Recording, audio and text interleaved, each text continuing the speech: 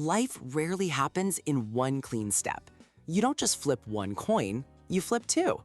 You don't just choose a shirt, you have to pick pants to go with it.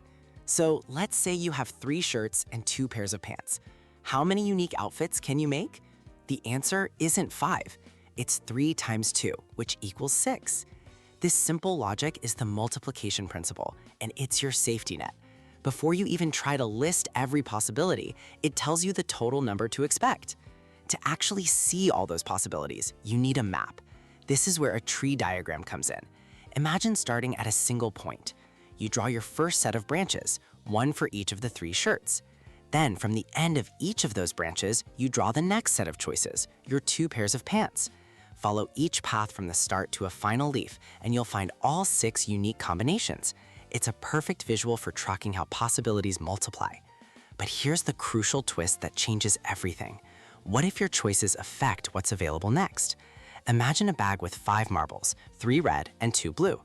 If you pick a marble, note its color, and put it back, the experiment is with replacement. For your second pick, you still have 5 choices. The events are independent. The total possibilities are 5 times 5, or 25. But what if you keep that first marble? That's without replacement. Suddenly, the game is different. There are only 4 marbles left in the bag for your second draw. Your choices are now dependent. The total outcomes drop to 5 times 4, which is only 20. If you drew a red marble first, the chance of drawing another red just went down. One small action, not putting the marble back, fundamentally alters the path forward.